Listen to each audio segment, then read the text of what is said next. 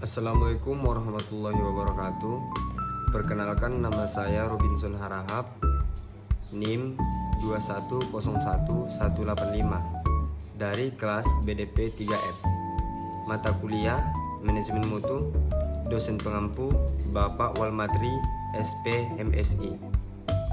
Baik, di sini saya ingin menjelaskan konsep dasar apa itu manajemen dan apa itu mutu. Manajemen adalah proses perencanaan, pengorganisasian, pengarahan, dan pengendalian sumber daya organisasi untuk mencapai tujuan yang telah ditetapkan.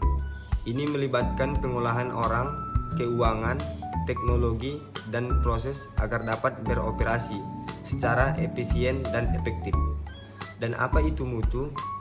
Mutu mengacu pada tingkat keunggulan atau kualitas suatu produk, layanan, atau proses. Ini mencakup seberapa baik suatu produk atau layanan memenuhi standar atau kebutuhan daya yang telah ditetapkan, serta seberapa konsisten kinerjanya dari waktu ke waktu. Dalam konteks manufaktur, mutu sering diukur dengan akurasi, keandalan, daya tahan, dan kepuasan pelanggan. Baik, di pertemuan ketiga ini saya ingin menjelaskan apa itu kepuasan pelanggan. Kepuasan pelanggan adalah tingkat kepuasan atau kegembiraan yang dirasakan oleh pelanggan setelah membeli atau menggunakan produk atau layanan suatu perusahaan.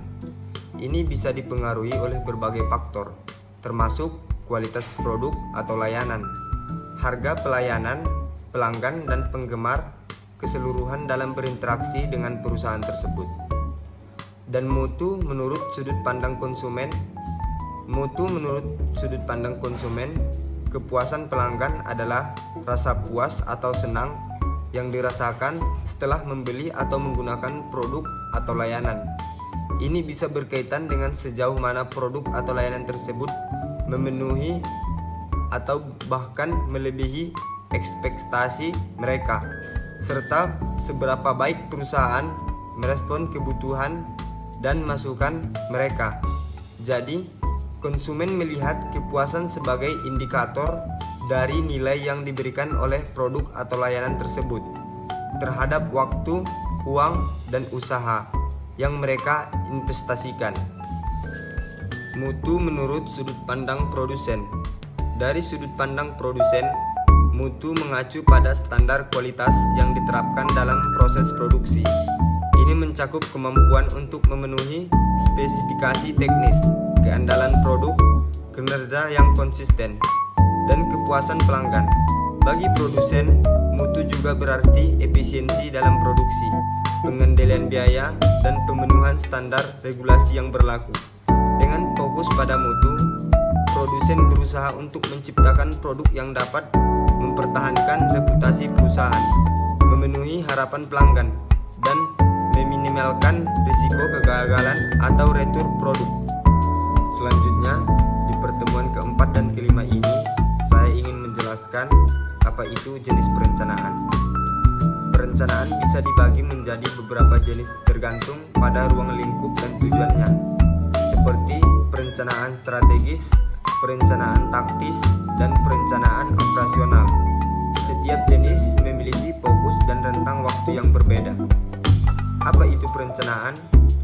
Perencanaan adalah proses mengidentifikasi tujuan atau tujuan yang ingin dicapai, mengembangkan strategi untuk mencapainya, dan menetapkan langkah-langkah konkret untuk mencapai tujuan tersebut. Ini melibatkan pemikiran secara sistematis tentang apa yang perlu dilakukan, kapan, bagaimana, dan oleh siapa. Perencanaan dapat diterapkan dalam berbagai konteks, baik dalam kehidupan pribadi maupun dalam konteks bisnis dan pemerintahan. Perencanaan strategis menurut TQM. Perencanaan strategis menurut dalam Total Quality Management atau TQM melibatkan pengembangan visi, misi, dan tujuan organisasi yang berfokus pada peningkatan kualitas produk atau layanan serta kepuasan pelanggan. Ini melibatkan identifikasi kebutuhan kebutuhan pelanggan, pengukuran kinerja, pengembangan proses yang efisien, dan penerapan prinsip-prinsip TQM seperti partisipasi karyawan, pengendalian mutu, dan peningkatan berkelanjutan. Perencanaan strategis TQM juga mencakup pengembangan tim kinerja yang berorientasi pada kualitas, kemampuan terus-menerus terhadap proses, dan penyesuaian strategi sesuai dengan perubahan lingkungan bisnis. Selanjutnya, di pertemuan ke-6 ini, saya ingin menjelaskan perilaku beretika dalam manajemen mutu. Perilaku beretika dalam manajemen mutu melibatkan transparansi, integritas, dan tanggung jawab dalam memastikan bahwa produk atau layanan yang dihasilkan memenuhi standar yang diterapkan dan memperhatikan kepentingan pelanggan serta lainnya. Ini mencakup konsistensi dalam penerapan prosedur dan kebijakan, serta komitmen untuk terus-menerus meningkatkan kualitas secara berkelanjutan. Pendekatan implementasi beretika.